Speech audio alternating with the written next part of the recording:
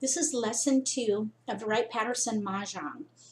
Hopefully you saw lesson 1 where I introduced you to the tiles and the sets that you'll be using to make hands. In this video, I'm going to go over the booklet, which I call the player reference. So if you haven't ordered your player reference, stop this video now and go to the link below so you can order it. When you get it, come back to the video and watch it, because I'm going to read through it, and you might get lost if you don't have it in front of you. If you do have it in front of you, let's go ahead and take a look inside. The first thing I want you to notice is the publication years. You can see that it was first published in 1963. The game was actually designed in the 1920s, but the booklet was copyrighted in 1963.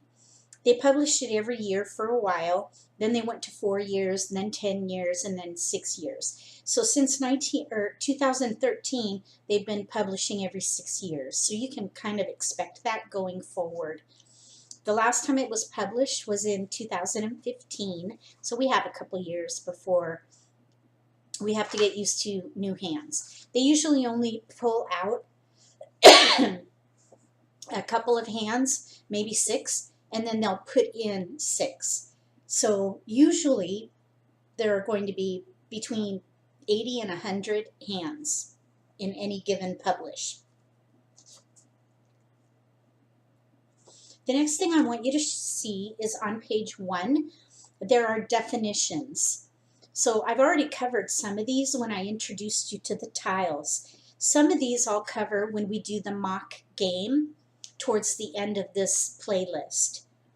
Some of these we'll cover when I show you hands. I'll do videos of the hands, so we don't really need to go through any of those, but I'm going to cover some of them when I talk about the format of the book. So let's go ahead and continue to the procedures and rules of play, which is on page 6. So in there is going to be instructions for how to set up the game and how to actually play the game. We're not going to go through any of that right now. I'm going to do a video at the end of the playlist of a mock game, and that's when we'll go over all those rules. What I do want to look at are the hands and how they're formatted in this book so that you know how to read it. Go ahead and turn to page 17. And the first thing I want you to notice there is that there's a header.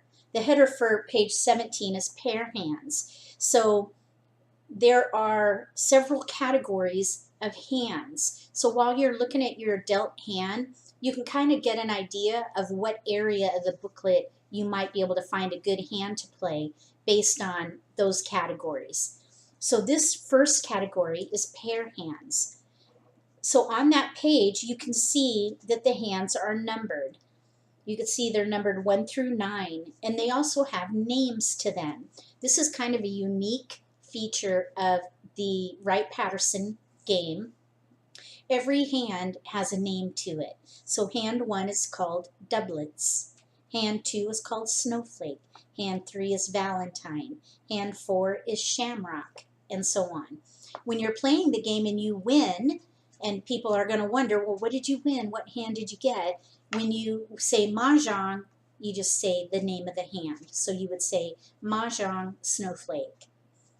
So that's how that works. Then I want you to notice that every hand has a description in it. So look at doublets. It says 7 pairs in 1 suit. It's pretty straightforward, pretty literal. But look at the hand called Betty, number 8.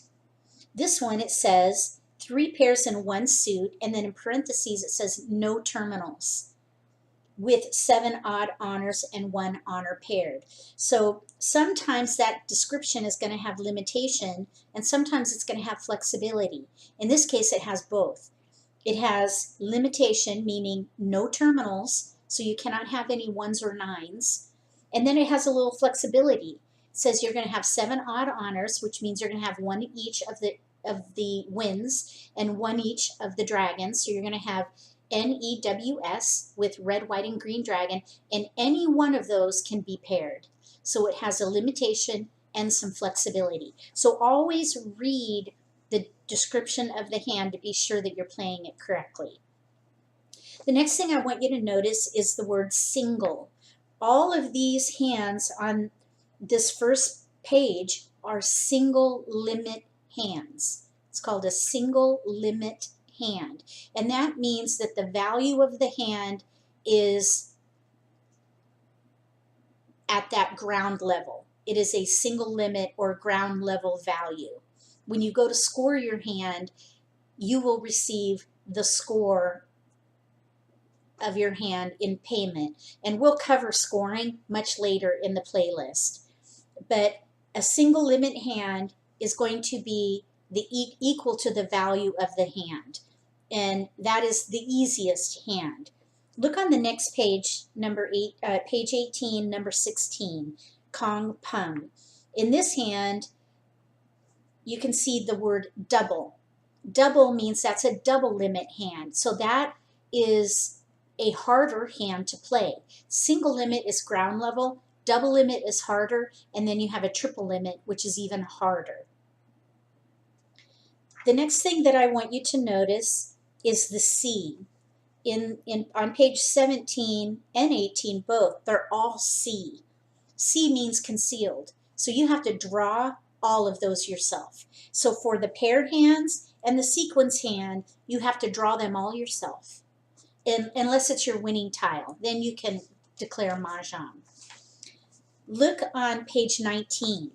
If you look at number 19, the hand is called Newsy Pungs. And in that, you need to have 3 different numbers punged in mixed suits. So you're going to need a pung of dots, a pung of bams, and a pung of cracks.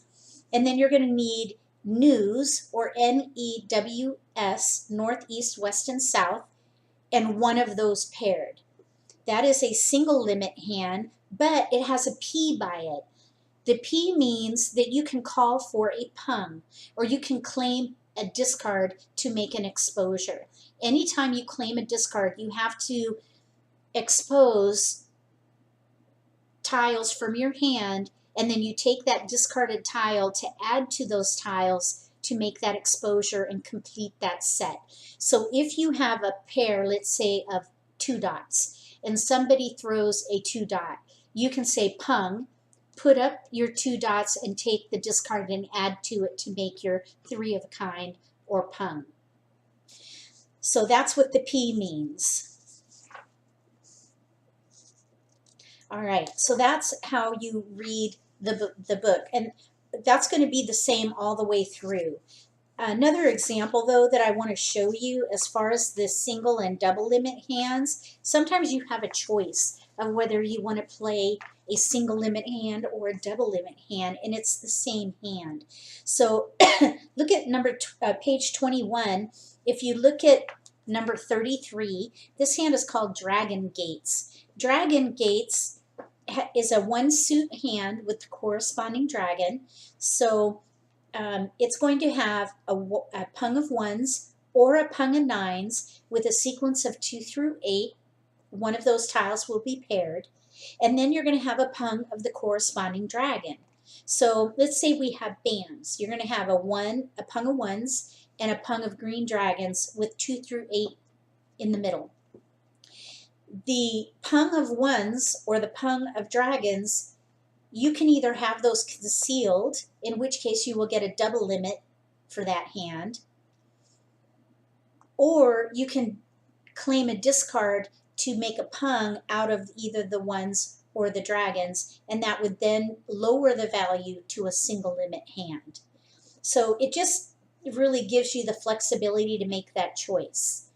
And we can talk about strategy another time towards the end of the playlist, as far as when it's appropriate to make that kind of a choice.